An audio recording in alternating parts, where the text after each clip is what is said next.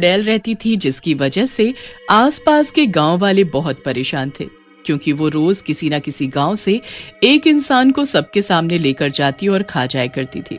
फिर एक दिन गांव वालों ने उस चुड़ैल को फंसाने का सोचा और एक प्लान बनाया, जिसमें उन्होंने चुड़ैल को प्यार में फंसाकर मारने का सोचा।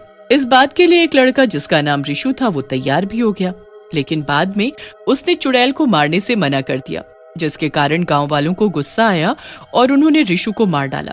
जब ये बात चुड़ैल को पता चली तो उसने गांव वालों से बदला लेने का प्रण लिया।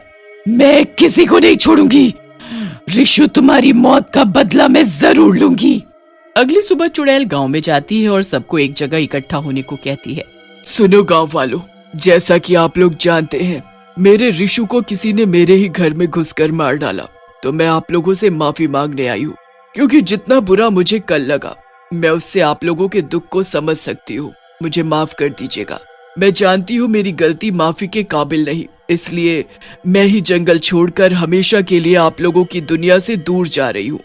वैसे भी अब मैं यहाँ रहकर करूँ तो करूँ क्या, मेरा रिशु तो मर गया और मैं एक विधवा चुड़ैल बनकर रह गई। क्या क्या तुम सच में यहाँ से जा रही हो? अब तुम हम लोगों में से किसी को नहीं खाओगी? हैं? ये सब सच है? मुझे यकीन नहीं हो रहा है। हाँ, अब मैं किसी को दुख नहीं दे सकती। मैं इस जंगल को हमेशा के लिए छोड़कर जा रही हूँ। बस आप लोगों से यही कहना था। मुझे पता है मेरे जाने से यहाँ पर किसी को दुख नहीं होने वाला, लेकिन इतने सालों से मैं इस जंगल में हूँ। मुझे इस जंगल से जाने में बहुत दुख हो रहा है, पर मुझे यहाँ रिशु के साथ रहने की आदत हो गई थी। अब वो यहाँ नहीं है तो मेरा भी मन यहाँ रहने का नहीं।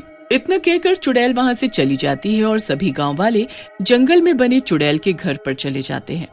सब मिलकर बहुत खुशी से उसके घर को पहले तोड़ते हैं और फिर जला देते हैं, लेकिन ये सब चुड़ैल देख रही होती है। आज मेरी शक्तियाँ कम हो गई हैं, तो मेरा घर जला रहे हो।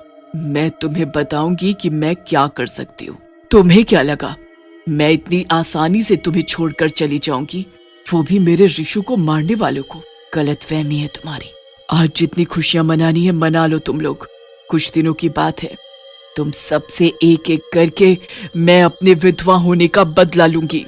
तुम सबको कीमत चुकानी होगी एक चुड़ैल को विधवा करने की। कुछ दिनों तक चुड़ैल उनमें से किसी गांव में कोई हमला नहीं करती और ना ही किसी को मारकर खाती है। फिर वो अपने रिशु के कातिलों को पता करने के लिए काम औरत का रूप धारण कर तीनों गांवों में से पहले एक गांव में जाती है। आम औरत के रूप में वो अपना नाम विमला रखती है। मुखिया जी, मैं बहुत दूर से आई हूँ और मेरे पास न रहने की कोई जगह है और ना ही कोई काम। क्या आप मेरी सहायता कर सकते हैं?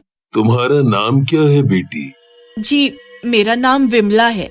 देखो विमला, तुम्हें यहाँ रहने के लिए कुछ काम करने होंगे। तुम मुझे बताओ तुम क्या क्या कर सकती हो? जी, मैं घर के सारे काम कर लेती हूँ। ठीक है, फिर तुम मेरे यहाँ काम कर लो और रहने के लिए मेरे घर के पीछे कुटिया खाली है, तुम वहाँ रह सकती हो। क्या तुम अकेली आई हो? जी, मैं विधवा हूँ और मेरे कोई बच्चे भी नहीं हैं, तभी मुझे कोई रखना नहीं चाहता। आपका बहुत बहुत शुक्रिया कि आपने मुझे काम के साथ साथ रहने की जगह भी दे दी है। मैं आपको निराश नहीं करूंगी। चुड़ैल वहाँ विमला के रूप में रहने लगती है, लेकिन उसका मन शांत नहीं रहता है।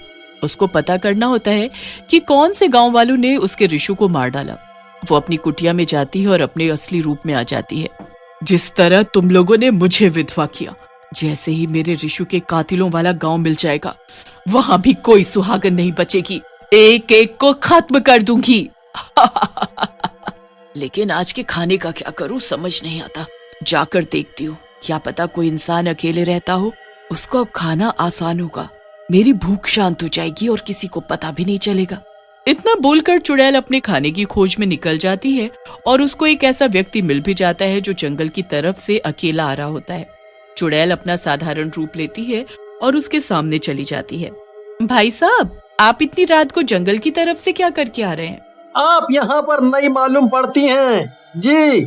यहाँ पर एक चुड़ैल रहती थी और उसके जाने के बाद हमने उसका घर जलाकर राख कर दिया, जिसकी वजह से उसकी जमीन खाली हो गई। अब उसी जमीन पर हम खेती करते हैं और एक एक करके उस जमीन की देखभाल करते हैं। आज मेरी बारी थी, मैं अपना काम पूरा करके घर वापस जा रहा हूँ। और आप इतनी रात को कहाँ जा रही हैं? मुझे कुछ पता नहीं था, मैं यहाँ पर नई हूँ। घर में चूल्हा जलाने के लिए कुछ लकड़ियों की जरूरत है तो मैं जंगल की तरफ चली गई।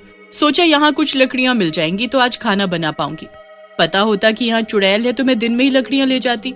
अब तो मुझे जंगल में अकेले जाने में भी डर लग रहा है। अब नहीं रहती यहाँ कोई चुड़ैल, पहले रहा करती थी लेकिन अब जा चुकी है। चलो मैं आपकी मदद कर देता हूँ।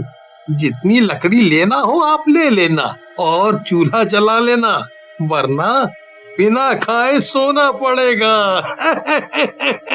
इतना बोलते हुए वो आदमी चुड़ैल के आगे आगे जा ही रहा होता है। तभी चुड़ैल अपना असली रूप ले लेती है और भारी सी आवाज में कहती है, हाँ सही कहा, अगर तू नहीं आता तो मुझे सच में बिना खाए सोना पड़ता। कैसी हालत हो गई है मेरी। इन तीनों गांवों पर पहले मेरा राज चलता था, लेकिन तुम सबने मिलकर मेरी शक्तियां कम कर दी और अब मुझे चोरी चुप के अपना खाना खाना पड़ रहा है। पर मैं अपने ऋषु की मौत का बदला ले लूंगी। मैं तुम तीनों गांव वालों को छोड़ूंगी नहीं। तो ये सब तुम नाटक कर रही थी और हमने सोचा तुम सच में गांव छोड़कर चली गई हो।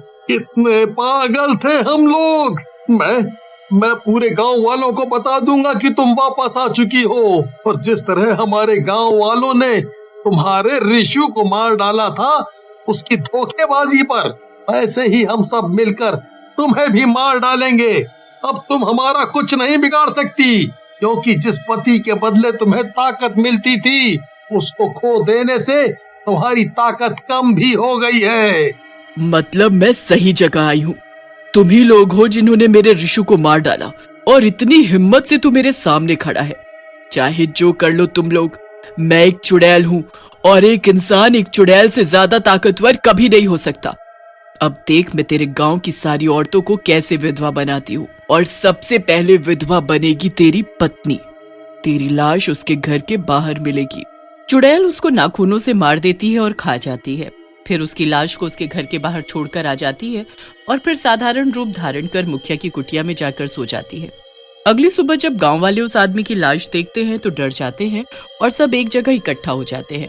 वहां मुखिया भी आते हैं और लोगों से बात करने की कोशिश करते हैं। क्या मुखिया जी, आप भी ये चुड़ैल की बातों पर विश्वास करते हैं? क्या पता उसने हमसे झूठ बोला हो और वो हम सबसे बदला लेने आई हो, क्योंकि हमने उसके ऋषु को मार डाला था।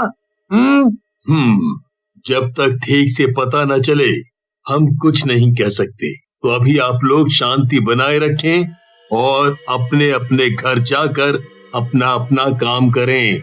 ठीक है, जाइए सब लोग।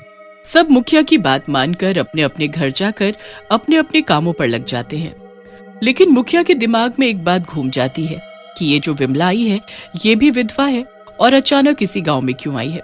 जब इसके पास कुछ नहीं था तो किसके सहारे यहाँ चली आई। जैसे ही मुखिया विमला को काम करते देखने जाता है तो वो देखता है कि विमला सारे काम बहुत ही तेजी से कर रही है, जैसे कोई जादूगरनी। मुखिया को समझ आ जाता है कि हो न हो यही वो चुड़ैल है जिसने उस आदमी को मारा है। वो समझदारी दिखाते हुए गांव के मर्दों को जंगल में इकट्ठा कर लेता है।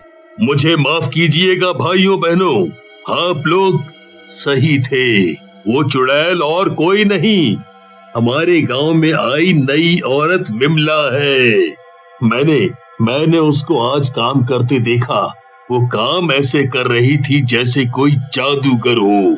हमें उसको मारना होगा। अभी उसकी ताकत बहुत कम है तो हम उसको आसानी से मार सकते हैं। क्यों ना पहले उसका असली रूप सामने लाया जाए और फिर मारा जाए। नहीं, ऐसा करने से हम पर खतरा हो सकता है। हमें रात को उसकी कुटिया में आग लगानी होगी और वो मर जाएगी, क्योंकि तब वो सो रही होगी। पर सब इस बात का ध्यान रखें कि उसको कुछ पता नहीं चल पाए। सारे गांव वाले मुखिया की बात मानते हैं और चुड़ैल के सोने का इंतजार करते हैं। चुड़ैल जैसे ही सोती है, गांव का मुखिया जाकर कुटिया के चारों तरफ तेल गिरा देता है और उस कुटिया को जला देता है।